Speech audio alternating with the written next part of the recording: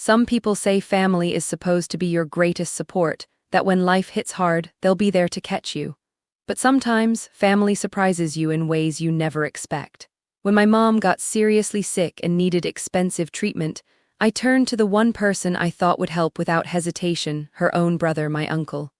Instead of support, I got cold rejection. He told me straight up that my mom was not worth lending money to. I won't lie, those words cut deeper than any illness, but what followed wasn't just heartbreak. It was the start of a decade-long battle where I fought for my mom's life with nothing but grit, part-time jobs, and every penny I could scrape together. And years later, fate gave me a chance to face that uncle again, only this time the tables had turned completely. By the way, before we dive in, tell me in the comments, ever seen someone get the revenge they really deserved? I read all of them. Hey, while you're here, go ahead and hit that subscribe button. Trust me, you don't want to miss what's coming next. Let's continue. My name is Emma, and when this story begins, I was just 22 years old, fresh out of college and trying to find my footing in a small town called Cedar Springs, Ohio. I lived with my mom, Linda, a warm-hearted woman who had always been my rock, even when life wasn't easy. Growing up, we didn't have much money, but what we lacked in wealth, we made up for in love and determination. After graduating, I juggled multiple part-time jobs, waitressing at the local diner, babysitting neighborhood kids, and working weekends at a grocery store to support us both.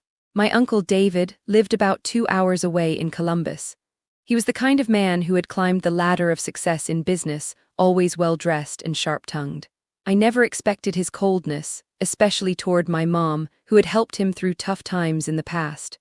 But as the story unfolds, I learned that sometimes blood isn't thicker than money, and that's when I realized I had to take charge of our fate on my own. It all started when Mom began feeling weaker and more tired than usual. At first, we thought it was just the stress of work and life catching up with her, but when she collapsed one afternoon, everything changed. The doctor's words hit me like a thunderbolt. She had a serious heart condition that required immediate surgery, an expensive surgery we couldn't afford. Desperation pushed me to call Uncle David, hoping family meant something. I remember sitting in our tiny living room, phone trembling in my hand, explaining the situation and asking if he could help with the hospital bills. His response wasn't just a refusal, it was a blow I wasn't prepared for. "She's not worth my money," he said coldly, his voice dripping with disdain. I sat there stunned, the weight of his words heavier than the medical bills we faced. That moment marked the beginning of a fight I had to win, not just for my mom's life, but for our dignity. For a moment, I just stared at the phone, unsure if I'd heard him right. "Not worth your money," I muttered under my breath, feeling a mix of shock and anger bubble up inside me. It was my own uncle, my mom's brother, someone I thought would never say something so cold. I could almost hear him smirking on the other end, like this was some twisted joke. After I hung up, I paced around our cramped living room, the peeling wallpaper and faded couch suddenly feeling suffocating. My mom was sitting quietly at the kitchen table, clutching her medical papers, oblivious to the storm brewing in my mind. I sat down next to her and whispered, "Mom, I'm going to figure this out. I'll find a way." Days later, I confided in my best friend, Sarah, who worked at the diner with me. "Can you believe it?" I asked, shaking my head over a late-night coffee. "My own uncle said Mom isn't worth a dime. I mean, who says that? Does he think we're some charity case?" Sarah gave me a dry smile. "Well, you know how these rich types are. Maybe he thinks you'll just bounce back with a smile and a thank you note." She paused and added with a grin, "Or maybe he's just saving money to buy a yacht bigger than my whole family's house." Her sarcasm made me laugh despite the pain. "Yeah, a yacht to sail away from responsibility," I said. "But I'm not going to sit and wait for him to grow a heart. I'll work every job, every shift if I have to." Then came the real challenge. Balancing college classes with 3 part-time jobs wasn't just exhausting, it was brutal. I'd start my mornings babysitting twins for Mrs. Harper down the street, rush to my classes at Cedar Springs Community College, then spend nights serving tables or stocking shelves at the local grocery store. Every penny I earned went straight to hospital bills and medications. Sometimes, exhaustion hit me hard. I remember collapsing on my bed after a 12-hour day, wondering if I was crazy for trying to do it all alone. But then I'd think about Mom's smile when she felt a little better or the way her hand squeezed mine, and I'd get back up. One night, after a particularly grueling double shift, Sarah called. "Emma, you sound like you're about to turn into a coffee bean yourself." I'm surviving, I joked, barely, but I'm not asking anyone for handouts. Especially not Uncle, not worth it. Sarah laughed. Good. Let him swim in his own ego. You're the real MVP here. And you know what? She was right. The more I fought, the more I realized my uncle's words, harsh as they were, lit a fire under me I didn't know I had. It wasn't just about saving Mom anymore. It was about proving that our worth isn't measured by money or cold family ties, but by how fiercely we fight when it matters most. So while Uncle David sat in his fancy office somewhere, probably ignoring emails and calls, I kept grinding. Because sometimes the best revenge isn't a shouted insult or a slammed door, it's quietly rising above with grit and heart. The real battle began the moment I decided to stop waiting for my uncle's help and start fighting on my own. And let me tell you, it wasn't some glamorous montage where everything falls into place. It was messy, exhausting, and sometimes downright humiliating. But if there's one thing I learned during those years, it's that when life throws you into the deep end, you either sink or learn to swim like hell. I was working 3 jobs at the same time, sometimes 4 if you count the babysitting gigs I picked up on weekends. My mornings started before sunrise with Mrs. Harper's twins. She was a sweet old lady with a tendency to spoil me with homemade cookies, which I accepted gratefully because they were my only treat some days. Watching those little whirlwinds of energy reminded me why I had to keep going. My mom needed me, but as much as babysitting was a reprieve, it was low pay and long hours. Then I'd rush to Cedar Springs Community College, trying to keep up with classes that felt like a luxury compared to everything else. I'd cram for exams during lunch breaks, sometimes falling asleep on library tables. Professors noticed, but no one asked too many questions, probably because I looked like the kind of student who was fighting to keep her scholarship alive. After classes, I'd head straight to the diner where I waited tables. It was a dive, the kind of place where the coffee was always too bitter and the regulars knew your name, along with your life story whether you liked it or not. I learned to fake a smile through aching feet and exhaustion, juggling orders and spilled drinks, all while dodging snarky comments from the night crew who couldn't understand why I worked so hard for someone else's medical bills. One night, my coworker Mike, a guy in his late 20s with a penchant for bad jokes, asked, "Emma, how do you do it? Running on 3 hours of sleep, juggling school work, and whatever else you got going on." I wiped a spill off a customer's table and forced a laugh. Honestly, pure stubbornness and caffeine. He grinned. That's my kind of superhero. But it wasn't all camaraderie. Some nights, the exhaustion hit me so hard I almost broke down in the kitchen. One evening after a double shift, I was stacking plates when the manager, Linda, no relation to my mom, ironically walked by and snapped, "Emma, you're moving slower than a snail on a Sunday." I looked up, cheeks flushed with fatigue. "Sorry, Linda, just tired." She sighed, "Don't burn out. You need to take care of yourself if you want to keep this up." I wanted to tell her that taking care of myself was a luxury I couldn't afford, but instead I just nodded. And then there were the hospital visits. Every penny I saved went toward Mom's treatment and medications.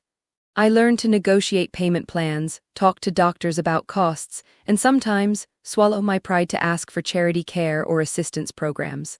I became a fixture in the hospital's billing office, known as the determined daughter who wouldn't quit. One day, as I was sitting in the waiting room, my mom's hand found mine and squeezed it. "Emma, you're doing so much for me. I don't want you to lose yourself." I smiled through tears. "Mom, I'm not losing anything, I'm gaining the strength you taught me." But even as Mom's condition slowly improved, the financial weight was crushing. At times, I wondered if all the work was worth it or if the stress would break me first. Friends invited me out, but I declined because I couldn't afford it. I missed birthdays, holidays, and weekends. I was isolated in a bubble of bills and work shifts. Sarah, my best friend, was one of the few people who kept me grounded. One evening, we sat on the worn steps of the diner, sharing a cheap pizza. She looked at me and said, "Emma, you're like a machine. When do you let yourself rest?" I shrugged. Rest isn't in the budget. She shook her head, half amused, half concerned. "One day, you're going to look back and realize how much you sacrificed. I'm doing this for Mom, that's all that matters." Meanwhile, life for Uncle David was going in the opposite direction. I heard rumors through distant relatives, bad business deals, health scares, and mounting debts. It felt like karma, but I tried not to dwell on it. Still, there was a strange comfort knowing he wasn't untouchable. Years passed. Mom's health stabilized, thanks to the treatment and my relentless saving. I managed to finish college, scraping together enough for a degree in healthcare administration. By then, I had started working at Cedar Springs General Hospital, not as a doctor or nurse, but as a medical assistant, supporting patients through their toughest moments. It wasn't glamorous, but it was honest work, and every paycheck brought me closer to financial stability. One day, as I was processing patient admissions, the front desk clerk called out, "Emma, you have a new patient, David Thompson." I stopped cold, my uncle's name staring back at me on the screen. Heart pounding, I walked over to the admission area. He looked older, worn down by years of stress and poor choices. His sharp suits were replaced by a hospital gown, and his once proud posture was slumped. When he handed me the paperwork, I noticed the signature line for financial assistance. It was clear he couldn't pay for his treatment. I stared at him for a moment. The man who once said my mom wasn't worth his money was now asking for help, through me. In that instant, every long night, every sacrifice, every bitter word from him flashed through my mind. But more than anger, I felt a strange sense of calm, because this wasn't about revenge. It was about compassion and strength. I took the forms, looked him in the eye, and said quietly, "We'll make sure you get the care you need." And just like that, the tables had turned. I was no longer the girl begging for help. I was the one holding the pen. Sometimes, life doesn't give you the ending you expect, but it gives you one you deserve. By the time I hit the halfway point of this long, exhausting journey, I had learned more about grit and resilience than I ever thought possible. It wasn't just about scrapping together money or juggling jobs anymore. It was about holding on to hope when everything seemed to say, "Give up."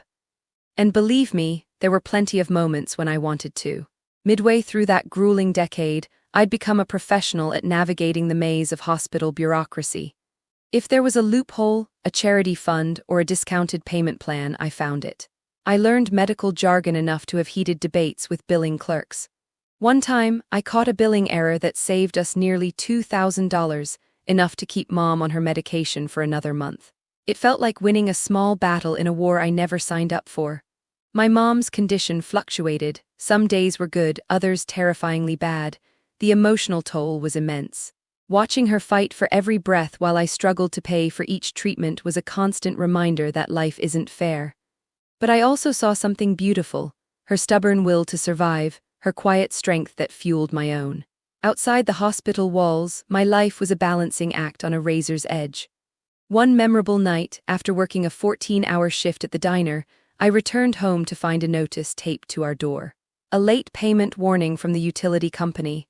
I sat on the stoop, the weight of exhaustion and frustration nearly crushing me. Tears blurred my vision as I dialed Sarah's number. "Emma." "What's wrong?" she asked, sensing the crack in my usually strong voice. I swallowed hard. "I don't know how we're going to keep the lights on this month." There was a pause, then Sarah's voice softened. "Hey, you're not alone. We'll figure this out together." That night, her kindness reminded me that even when family fails, true friends step up. But not everyone was as supportive. My Uncle David remained a shadow looming in the background of my life. Occasionally, I'd hear whispers of his financial troubles and health issues, but I pushed the thoughts aside. It wasn't my circus anymore. Still, the irony of his situation wasn't lost on me, especially since I now worked in the very hospital where he'd someday land. At work, I was becoming more confident, respected even. Patients appreciated my empathy and colleagues noticed my dedication. I wasn't just the girl with a sad story anymore. I was a capable professional carving out a place for myself. And every paycheck was a step toward paying off the mountain of debt and rebuilding our lives. One afternoon, during a rare break, I sat in the hospital cafeteria with Sarah, who had come to visit. We laughed about the craziness of our lives, but there was an underlying seriousness in our conversation. "Emma," she said, "you've come so far, but don't forget to take care of yourself, okay?" I nodded, knowing she was right. Burnout was a real threat, but for now I had a mission bigger than myself. And then, the unexpected happened. A call from admissions announced a new patient arriving shortly. When the clerk read out the name, David Thompson, I felt my breath catch. The uncle who once said my mom wasn't worth it was now a patient here under my hospital's roof. I fought a swirl of emotions, shock, disbelief, a flicker of satisfaction, but most of all, a strange calm settled over me. I knew that moment would change everything, because at that midpoint I realized I wasn't just a survivor. I was a force to be reckoned with. The obstacles I faced in the second half of this journey weren't just financial or physical, They were emotional, psychological, and sometimes downright soul-crushing. After years of relentless work, I thought I'd built a kind of armor around myself, but life had other plans. Just when I felt like I was finally catching my breath, new challenges appeared, testing every ounce of strength I had left. One of the biggest obstacles came from within the hospital itself. Working as a medical assistant, I was right there in the trenches, helping patients who were fighting their own battles. I quickly learned that the system wasn't designed to make things easy.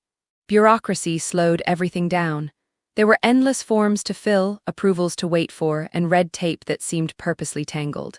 I watched families break down under the weight of medical bills, sometimes worse off than before they entered. It was a constant reminder that no matter how hard I worked, the system could still crush you. Then there was the emotional toll. Watching Mom's health go up and down like a roller coaster was exhausting.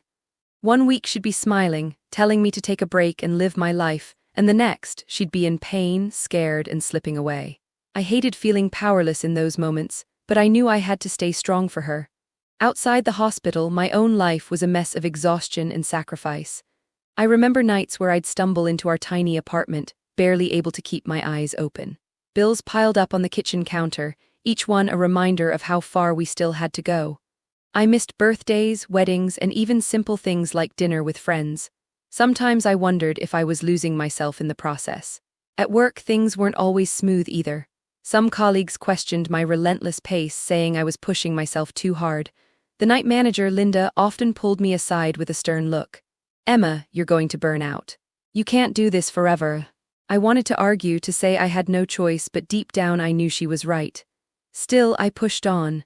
Then came the unexpected curveball, my uncle's arrival at the hospital.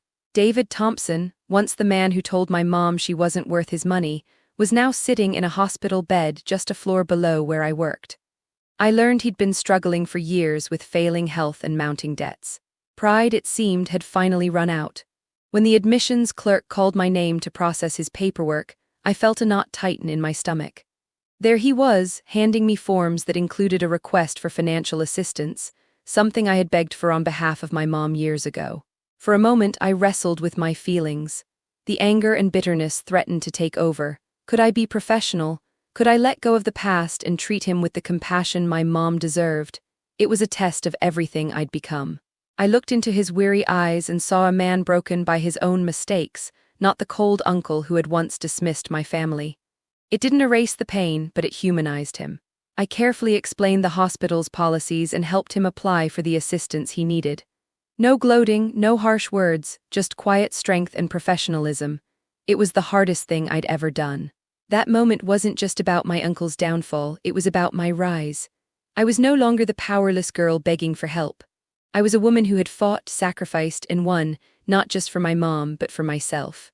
The obstacles had been many, but they shaped me into someone stronger, wiser, and ready for whatever came next. Just when I thought I had faced every challenge the universe could throw at me, life dropped its second and most unexpected plot twist right in my lap. It came quietly, without fanfare, but the impact was profound. It started with a typical morning at Cedar Springs General Hospital. I was on the admissions desk, reviewing paperwork and assisting patients like I had done hundreds of times before. The hum of hospital life was familiar, the hurried footsteps, muffled conversations, the faint beeping of monitors somewhere down the hall. Then came the announcement over the intercom. A new patient had arrived and needed immediate processing. The clerk called out the name, David Thompson. My heart froze. That name belonged to the uncle who had once refused to help my mom, calling her not worth his money.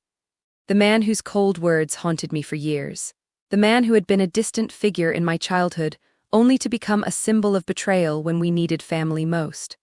I swallowed hard, steadying myself as I walked toward the admissions area. There he was, older, thinner, his once proud bearing diminished beneath the pale hospital gown. His eyes, tired and wary, met mine for a brief moment. I saw no trace of the arrogance or disdain he once carried, just a man vulnerable and broken by his own circumstances. When he handed me the paperwork, I noticed the form requesting financial assistance. The irony wasn't lost on me. The same uncle who had refused to lend a dime now depended on the very system I had fought tooth and nail to navigate for my mom's care. And here I was, the girl he once dismissed, holding the power to approve or deny his request. A flood of emotions surged within me: anger, disbelief, a faint whisper of satisfaction, and something deeper, an unexpected empathy. "Emma," a nurse whispered, noticing my hesitation. "Are you okay?" I nodded, forcing a calm I didn't quite feel. "I'm fine."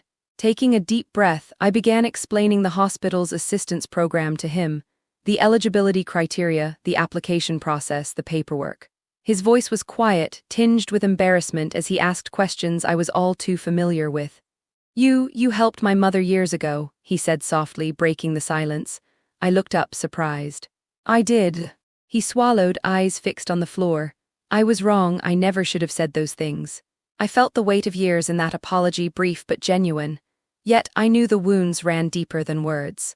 "People make mistakes," I replied quietly. "What matters is what you do next." Processing his application was a surreal experience. The tables had turned so completely that I almost laughed at the irony.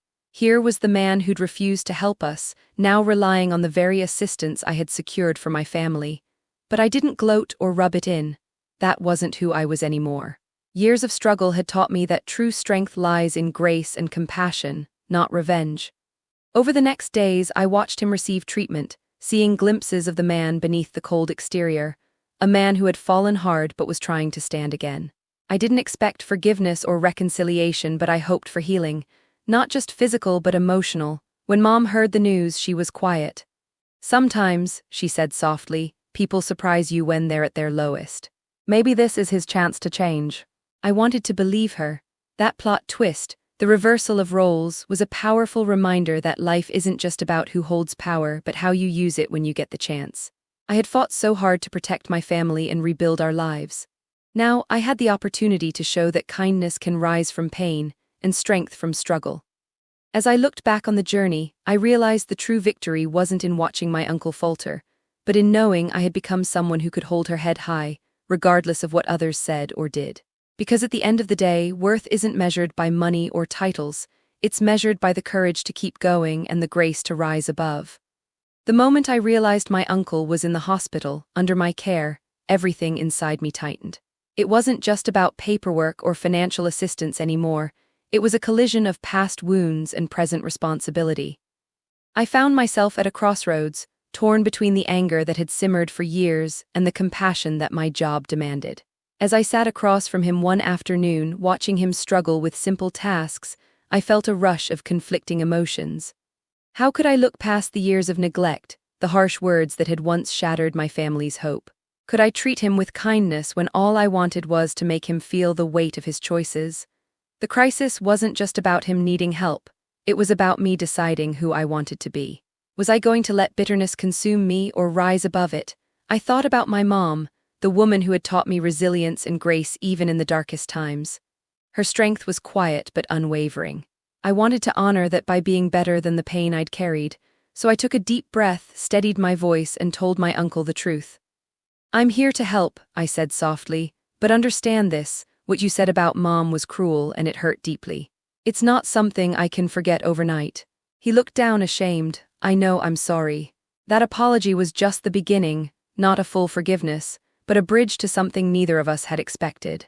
The real crisis was inside me, the struggle to balance justice and mercy, to find peace in a situation where power dynamics had flipped. But in choosing compassion, I found a kind of freedom. Because sometimes the hardest battles aren't fought against others, they're fought within ourselves. After that difficult conversation with my uncle, something shifted, not just between us but deep within me. Carrying the weight of resentment had been exhausting, a constant drain on my energy and spirit. Letting go didn't mean forgetting the past or excusing his behavior. It meant freeing myself from bitterness that threatened to consume my peace and cloud my future. I continued to help him through the hospital's financial assistance process with professionalism and quiet grace. No judgment, no gloating, just doing what I knew was right. At work, my colleagues noticed a new calm in me, not the angry, hurt young woman I once was, but someone who had grown stronger through hardship, who chose compassion over revenge. My mom's health steadily improved, a testament to years of sacrifice, grit, and relentless love. She often smiled at me with pride, whispering, "You've done more than anyone could ever ask." Those words meant everything. They reminded me why I kept going when giving up seemed easier. As for my uncle, the road to recovery was slow and uncertain. We didn't become a family again overnight. Some wounds remained raw and some conversations were left unsaid. But the tension softened, replaced by a cautious respect that neither of us fully expected. I realized true resolution isn't about erasing the past or forcing forgiveness. It's about finding peace within yourself and choosing to move forward without hatred, bitterness, or regret. It's about reclaiming your power by refusing to be defined by others' cruelty. That chapter of my life taught me that worth isn't determined by someone else's opinions or actions. It's measured by how we respond when life tests us hardest, with resilience, dignity, and heart. And that, above all, is a victory no one can ever take away. Looking back now, I see that chapter of my life as one of the toughest but most defining periods I've ever faced. It wasn't just about money or medical bills. It was about family, dignity, and discovering who I truly was beneath all the hardship. I'm no longer the young woman scrambling to make ends meet or the hurt niece who carried a heavy grudge. Today, I stand on a foundation built from years of struggle, sacrifice, and hard-earned wisdom. My mom is healthier, thriving even, and we share a bond stronger than ever. The scars left by my uncle's rejection remain, but they no longer control me. Instead, they remind me how far I've come and the strength I never knew I had. Sometimes, life throws you into the deep end and expects you to swim. You learn to fight to survive and eventually to rise. I rose not just for my mom, but for myself. I found strength in resilience and peace in choosing compassion over bitterness. Family isn't always perfect, and sometimes it disappoints us deeply. But worth, the real kind, comes from within. It's in the battles you fight, the grace you show, and the courage to keep moving forward no matter the odds. It's in standing tall when everyone expects you to fall. So if you're listening to this and carrying your own burdens, know this: your worth isn't defined by what others say or do. It's defined by the fire in your heart, the strength in your soul, and the choices you make every day to keep going. And that, my friend, is a story worth telling, a story of triumph, love, and unbreakable spirit.